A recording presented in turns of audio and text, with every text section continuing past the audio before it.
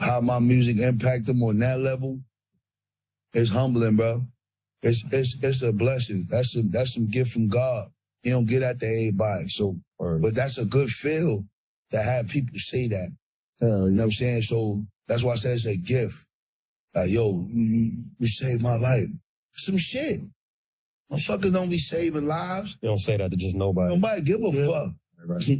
Yo, before we even get into this, make sure you stay locked in till the very end of this video, because this situation is way deeper than people are making it seem. And by the time we wrap this up, you're gonna see why Max B's response really shook the whole conversation. A lot of people been talking, a lot of opinions would flying around, but now we finally hearing directly from Max B himself, and that changes everything. So don't click away, don't skip ahead, because every part of this story connects. So let's get right into it. Music translates. It went from your generation to moving on, and it's still translating. People are understanding. That's why I keep saying, and most of the internet keeps saying, one of the greatest comebacks they ever seen. Comeback. You're outside every single day. Not just, I want to say outside of it, you're working every single day, and people see that shit, right? And they appreciate that shit. To the new generation, one of the people we seen pop up at your events, not on no controversial shit, was Dave East. That's one of them young boys in New York that started, you know what I mean? Because we're used to seeing the Max, the Nas, the Jays, the 50s. Dave East is one of them new cats that are holding it down. And he, contrary to everything he got going on, he still came there, showed love. What does that mean to you to know that they're paying homage to you? That's love, bro. And shout to East, right? That's bro, right? Bro was taking heat. This is what I'm saying. The world's so fucked. Max B is finally home, and since he's been back, he's been moving non-stop, doing interviews, popping up outside, and letting people know he's here on a positive wave. But even with all that, old energy still finds a way to creep back in. Recently, Max B was asked about the backlash that Dave East was getting for showing up to his welcome home celebration. This wasn't no club night, this wasn't no wild scene, this was a dinner, a moment of love, respect, and unity. Somehow, that turned into a whole debate about loyalty, sides, and old beef, mainly involving Jim Jones and Maino. Now, the conversation really picked up when Maino put Jim Jones on the spot publicly, asking how he felt about Max B coming home and people showing love. That moment alone sparked weeks of talk online. We're so fucked up. Do we even know what my music there for, bro? If I wasn't out, bro probably wouldn't be giving y'all what he giving y'all. So, why would he take heat? Cause he showed up to my event. Why would you not even show up to the event? I'm not giving you nothing but positive energy. People started asking, how long before Jim starts picking sides? How long before anyone who supports Max B gets looked at funny? And is it wrong for artists like Dave East to show love to someone they grew up listening to? That's where Dave East comes into the picture heavy. Dave East is from Harlem, a younger generation, but he grew up on Max B's music. This isn't fake love, this isn't clout chasing, this is real influence. Dave East stood on business and made it clear he wasn't picking sides. He showed love to Max B because that's who helped shape him. That alone rubbed some people the wrong way, and that's when the backlash started. Now fast forward, Max B finally addresses all of this in an interview with the Danza Project, and this is the first time we really hear him speak freely on the situation. When Max B talks, he doesn't sound angry, but he definitely sounds honest. He explains how humbling it is to see people say his music saved their lives. He says that kind of impact is a gift from God, something not everyone gets. And that right there sets the tone. Max B isn't talking from a place of beef, he's talking from a place of purpose. Max B goes on to explain how his music crossed generations. He talks about how people who were kids when he went away are now grown men, artists, leaders in the culture. You get family, you see love, you see, like, what you going for? What you think you going for? I'm not going for nothing but positivity. Dave East is bruh. That nigga grew up off my shit. I left 18 years ago. When I left, these niggas was 12, 13. Yeah. Wow. You knew him prior? Wild to think about. I didn't know East. Yeah. I didn't know no motherfucking body. These niggas was 12, 13 when I left. Imagine that. Yeah. Who you was listening to when you was 12, 13? I'm talking about your artists, the niggas that was like, yeah, this my shit. Yeah, for me, it was like the Jade and Nas, you know what I mean? So imagine growing up years later, 20 years later, and you get to intertwine with them niggas on a whole nother level. Yeah. All you gonna be doing trying to show them niggas how He reminds people that when he left 17 to 18 years ago, Dave East was only 12 or 13 years old. Let that sink in. Imagine growing up on someone's music, then years later getting the chance to meet them, support them, and show love in real life. That's not politics, that's respect. This is where Max B really starts asking the real questions. He asks why Dave East should take heat for showing up to his event. He says he's not bringing nothing but positive energy, no drama, no beef, no sides, just love, family, and unity.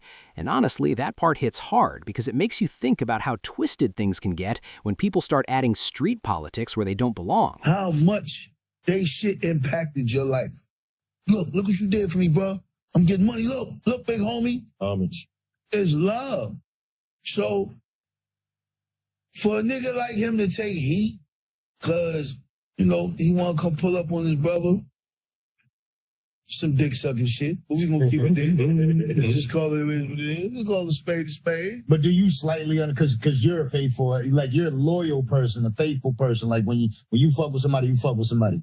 You know what I mean? I know for a fact. I fuck with his whole podcast. Yeah. Oh, yeah. Maino, my man. Fab, my man. East, my man. Jim was my nigga at one point. What the fuck is you talking? Yeah. These all niggas. My nigga. But Maino's saying he won't show up. You kind of understand his stance based on, because I look at you, right? Maino was with my brother in Kaksaki in the 90s, running around like fucking chickens with their head cut off, fucking shit up. Yeah. Me and Maino ain't just me. Maino don't even need to explain to nobody why he fuck with me. It is what it is. I'm a quality nigga. You either in it or you ain't. Who gives a fuck? Yeah. If you don't fuck with me, that's on you. Fuck do I care? Money, bitches, wife, who gives a fuck? I'm good. I'm straight. I'm not catering to no nigga out here, and I'm not chasing no nigga that don't want to be caught. This is the Max B Show. Come on. Welcome to the Max B Show. Max B makes it clear that Dave East is his brother, someone who grew up of his music, someone who didn't owe him anything but still came through. He talks about homage, about showing the people who inspired you that their work mattered. That's something a lot of people forget in hip-hop today. Now, when Max B starts talking about loyalty, that's when the tone shifts just a little. He doesn't hold back completely, but you can tell he's frustrated. He says the world is messed up when people expect others to pick sides just for showing love. He even throws out that phrase that caught everybody's attention, calling certain behavior dick-sucking, meaning clout chasing, forcing drama, and pushing narratives that don't need to exist. And let's be real, that comment alone is probably what Jim Jones and Maino are going to hear the loudest. Even though Max B never directly attacks Jim Jones by name, the message is clear. He's saying he's not chasing nobody, he's not begging nobody, and he's not catering to anyone who doesn't want to be part of something positive. He says this is the Max B Show now, and he's focused on moving forward. Now, after that clip, the conversation continues with Rec, Flat, and MRE giving their takes. Flat, who's from Brooklyn, breaks it down in a real way. He talks about how deep Max B's wave was back in the early 2000s, even in Brooklyn, which is known for being a hard crowd. He explains that even if you weren't the biggest Max B fan, you couldn't deny the impact, especially for someone like Dave East, who's from Harlem and closer to that Max B sound. Flat makes a strong point when he says nobody has the right to judge Dave East for showing love to someone who helped shape him. That part matters, because too often people look at situations without understanding the history behind them. Then the talk shifts to loyalty and street morals. Flat explains that coming from the streets isn't just about beef and ego, it's about morals, principles, and doing what's right. He says Jim Jones, as someone from that background, shouldn't expect Dave East to jump into his issues with Max B when it has nothing to do with him, especially when Max B hasn't even been coming home spreading negativity. That's a key part of this whole thing. Max B hasn't been dissing Jim Jones, he hasn't been calling for beef.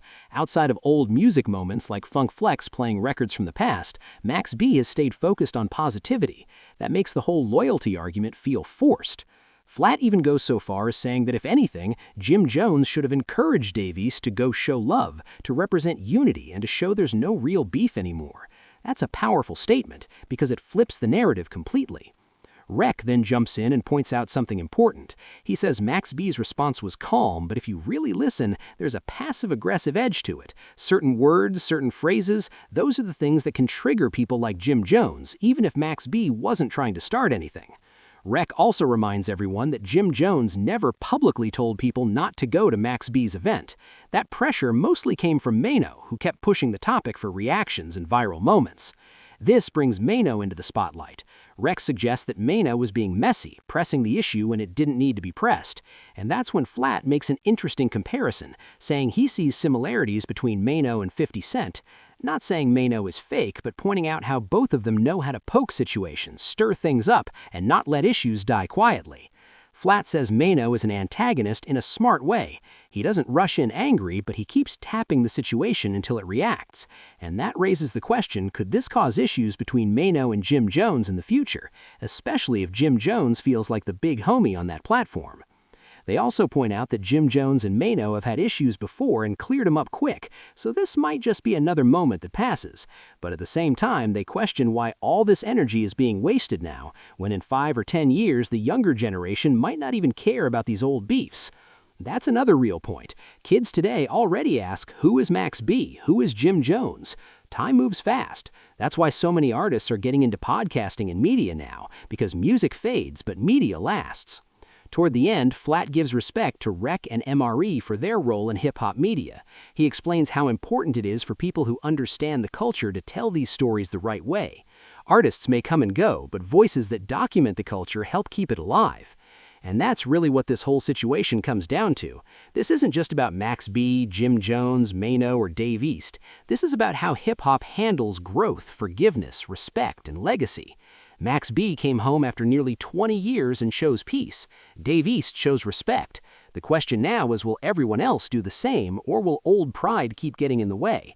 So I want you to really think about that. Was Dave East wrong for showing love? Was Max B wrong for speaking his truth? And is loyalty really about picking sides, or is it about standing on what's right? Drop your thoughts in the comments. Make sure you watch this video till the very end and stay locked in, because this conversation is far from over. Now let's slow this down even more, because a lot of people miss something important in Max B's response. When Max B talks about not chasing anybody and not catering to anybody who doesn't want to be around, that's not just talk. That's a man who did almost 2 decades and came home with a clear mindset. He's saying, if you rock with me, you rock with me. If you don't, that's fine too. And that mindset alone separates where he's at now from where the beef was years ago. This is growth, whether people want to admit it or not. And this is why I keep saying, watch this video till the end, because once you really break this down, you start seeing how unnecessary the backlash was in the first place. Max B isn't asking for apologies. He isn't asking for reunions. He isn't calling Jim Jones out his name. He's simply standing firm in who he is and what he represents right now. What also stood out was how Max B spoke about time. When he said he'd left when kids were 12 and 13 years old, that hit different. That's almost a whole lifetime. Dave East didn't just hear Max B on the radio. He grew up with that sound as part of his foundation. So when people question why Dave East showed up, they're really questioning his personal story. And that's where things get messy. Dave East didn't go there to disrespect Jim Jones. He didn't go there to take sides. He went there to show love to someone who inspired him. And in hip-hop, that used to be normal. Older artists inspired younger artists, and when the time came, the love was returned. Somewhere along the way, that got twisted into politics. And let's talk about Jim Jones for a second, because this isn't about bashing him. Jim Jones has a long history in the game. Harlem legend, Dipset era, independent grind, all that. Nobody can take that from him. But when people look at this situation, they start asking if pride is getting in the way of progress. Because from the outside looking in, it feels like this moment could have been bigger than old words said years ago. Flat touched on this perfectly when he said this could have been a moment to unite Harlem, unite New York, and show the culture something powerful. Max B coming home is bigger than one relationship. It's bigger than one beef. It's history. And when moments like that get clouded by side picking, it makes people wonder what really matters anymore. Rec also made an important point when he said Maino kept pressing the issue. And that's not an attack, that's just observation. Sometimes when you keep bringing something up, it forces people to react. That's how viral moments are created. But not every moment needs to be pushed, especially when it involves people with real history and real emotions. Maino asking Jim Jones those questions on the podcast put Jim in a tough spot. No matter how Jim answered, people were going to read into it, and once that happened, everyone else got pulled into the conversation, including Dave East, who really had nothing to do with the original beef at all. That's why Max B calling out the behavior, even in a subtle way, mattered. He wasn't just talking about one person, he was talking about a culture that sometimes feeds off drama instead of growth. And when he said he's not chasing anybody that doesn't want to be caught, that was a clear message. He's not forcing unity, he's moving forward with whoever is willing to move forward. Now, another thing people didn't catch is how Max B still showed respect when talking about Jim Jones and Maino. He acknowledged relationships, he acknowledged history. He didn't erase the past, but he didn't live in it either. That balance is hard for a lot of people, especially in hip-hop. And when Flat and MRE started talking about street morals, that conversation went deeper than rap. They talked about principles, about protecting the younger generation, about not dragging people into situations they don't belong in. That's something that's been missing from a lot of conversations lately. Flat made it clear that loyalty doesn't mean beef by default. Loyalty can mean letting your man be his own man, letting him show love where love is due. That idea alone challenges how people define loyalty today. Then the talk about age came up again. 5, 10 years from now, will any of this even matter? Kids today already disconnected from that era. That's why moments like Max B coming home should be celebrated, not turned into sideshows. Because once the moment passes, you can't get it back. That's also why media voices like Rec, MRE, and Flat matter. They're not just reacting for clicks, they're breaking things down with context. They lived through these eras. They understand the streets, the music, and the culture. Without that, narratives get twisted fast. So when you step back and really look at this, the real question isn't who's right or wrong. The real question is, are we allowing growth? Are we allowing people to evolve? Max B evolved. Dave East showed respect. The rest of the culture now has a choice on how to respond. And this story isn't over, because how Jim Jones responds moving forward, how Maino handles future conversations, and how Max B continues his run will all shape what comes next. That's why I keep saying stay tuned, stay locked in, and don't jump to conclusions too fast. If you made it this far in the video, salute to you, because you actually care about the culture, not just the headlines. Make sure you keep watching till the very end, because moments like this don't come often, and how they're handled says a lot about where hip-hop is headed next.